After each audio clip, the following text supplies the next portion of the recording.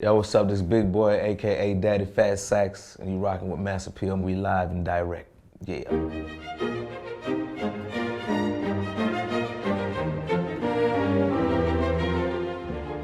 I knew this girl named Bianca. She was a cool chick. She worked at, it was a video rental place slash beauty salon, beauty supply store. So they would rent like VHS tapes and then they would sell moisturizer and pink oil and do-rags on the other side. So she knew Rico. Rico was the manager of said shops. And I just kept saying, you know, let us hook us up with Rico because Rico was the man. And one day she was like, okay, he want y'all to come up there. So we walked up there and both, at the time, first me and Dre both I had red hair, like copper red, and his hair was like white blonde. This was back when we were in high school. We've been doing this shit. So we cut our hair off and both of us had bald heads by then. So it was straight gritty. And Gip had a Zuzu Trooper truck. And he came and Rico was like, shit, okay, rap. And then we had the What's the Scenario remix with the Kid Hood on there. And that was like, wom, wom, wom, wom, wom, wom, wom. It was hard. So we just ran for the whole length of the song, like a couple 100 bars a piece, just back to back on loop. And we just trading our bars. And Rico was like, okay, y'all coming to the dungeon. And that's how we got introduced to, you know, everybody else. And Cool Breeze, Witch Doctor, Goody Mob was there, and the family. So we all became brothers from that point. We moved into the dungeon with Rico.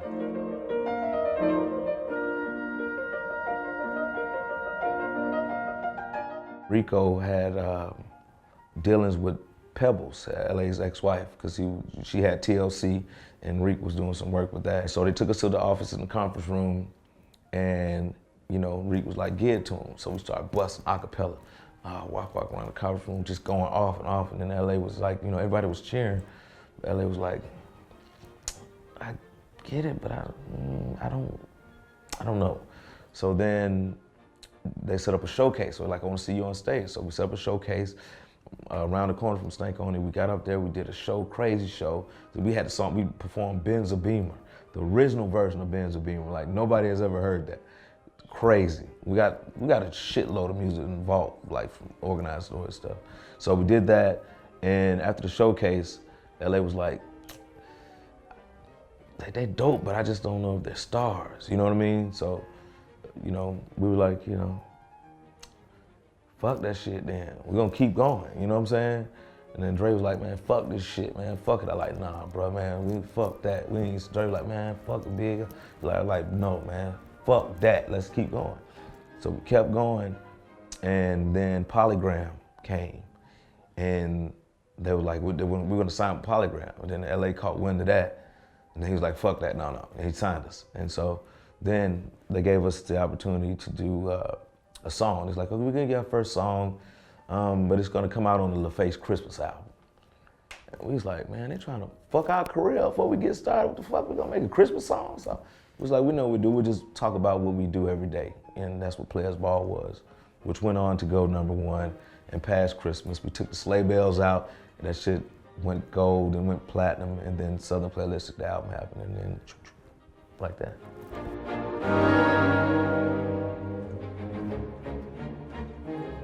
Kill Jill is a record that was brought to me by Killer Mike. He came through one dark, stormy night in Atlanta. The wind was blowing, the birds were nowhere in the sky, and the moon was full, and he beat on the back door, and he's like, brother, I have something for you.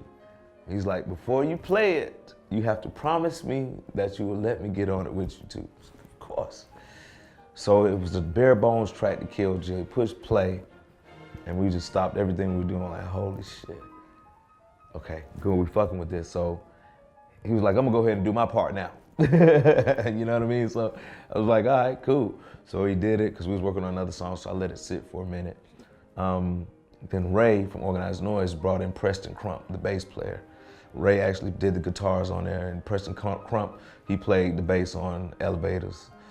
He played the bass on Southern Playlistic Cadillac Music. Like, we use a lot of the same, it's a 20-year run with the same players and musicians. So He brought a track, and Ray and myself made it into a dope-ass record, a song. And to keep it Atlanta, brought Jeezy in just for the hook. Everything that we do is organically created, never genetically modified. So we don't never want nothing that's gonna be contrived or just doing the records with people just because, oh, they just the hot one right here, or that's who's hot. Like even on my last album, Vicious Lies and Dangerous Rumors, I made it a point.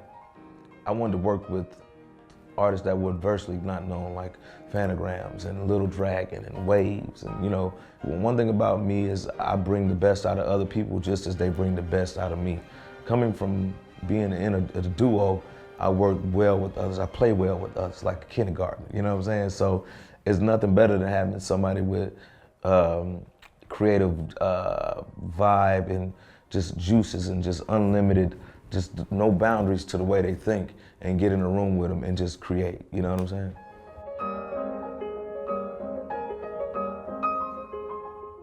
Hollywood Court is one of the hardest neighborhoods in Atlanta. It's really nothing to be fucked with, you know what I'm saying? So when you say Hollywood Court, like on SpottieOttieDopaliscious, when Dre was like, you know, stood on the tail like, who else wanna fuck with Hollywood Court? That was from real life, you know what I mean? We went to TriCities High School, where they took and they merged like 3 different schools together.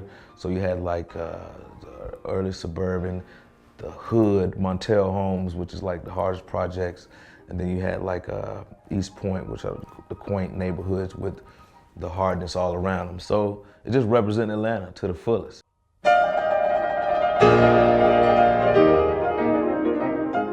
We didn't know that, you know, when he was like, the South got something to say, that it would become legendary. It was an emotional moment. Like he was on the verge of tears, you know what I'm saying? You could hear his voice shaking, and you know, here we are like, oh, we made it to the Mecca of hip hop, and we wanted to be accepted from the South. It's like you had the whole bad boy thing going on, then you had the Snoop and them from the West Coast in there, and it was like a real hostile environment. Like we listened to Mobb Deep and Souls of Mischief, and you know, every hip hop that was in the room, we were just 2 young boys. That might have been like our maybe first or second time even in New York. And everybody in Madison Square Garden, like 90% of people like booed, and we was like, kind of hurt, you know what I'm saying? And it was like the rap civil war.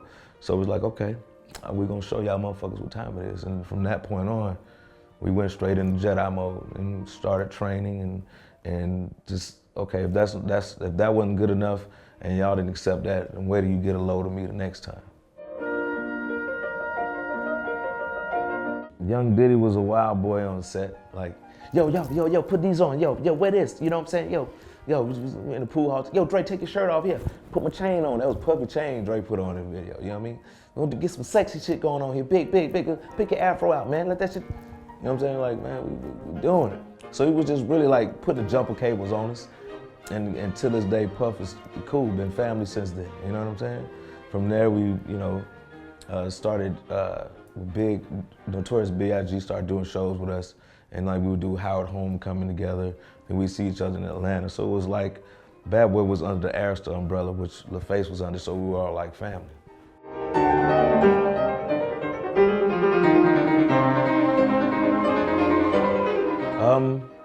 We used to see him like, cause we were on tour. Like we were like Dungeon Family first generation.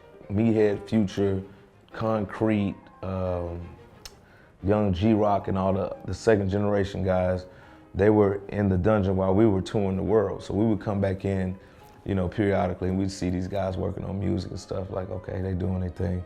The dungeon is like the Professor Xavier School for gifted kids. Like we are the rap X-Men, you know what I'm saying? Everybody was dope. Anybody who honed in on their craft and focused on what they were doing evolved into something else, you know what I'm saying? But we all got our start from the dungeon. That's hence the Dungeon family. Everybody got the tattoos, and we true to that. Definitely Kate Bush, Running Up That Hill. Love that record. I love what it's saying. I love the drums, the sound, the progression, and my favorite top 2 artists of all times, it would have to be 1A and 1B, is Kate Bush, and the second one would be Bob Marley. And then number 2 would be NWA. So that's how far I go with it, you know what I mean? So definitely Running Up That Hill. And I had a chance to actually tell Kate this last week. I had dinner with her in London, which was a dream come true. And we talked about everything from my kids going to college to how certain songs were made. And it's the first time I've ever been nervous around any celebrity. Like, it was crazy. And we drank Riesling, and she was like, you drink cognac. So she introduced me to this 35-year-old cognac called Armagnac. That shit was strong. We was drinking that shit like some sailors. And drinking, eating split pea soup and fucking, it was great, great. You know what I'm saying? It's almost like I went to go see the real Yoda in life and had dinner with her, man. It was amazing. Hey, man, you gotta just put it in the Boomiverse and see what comes back, you know what I mean? You know, our thing is right now, like me and Dre, we brothers for life, you know? When the time comes, I mean, shit, I've been ready, you know what I'm saying? I'm on my, this is my 12th album, so I've never stopped, so we'll see.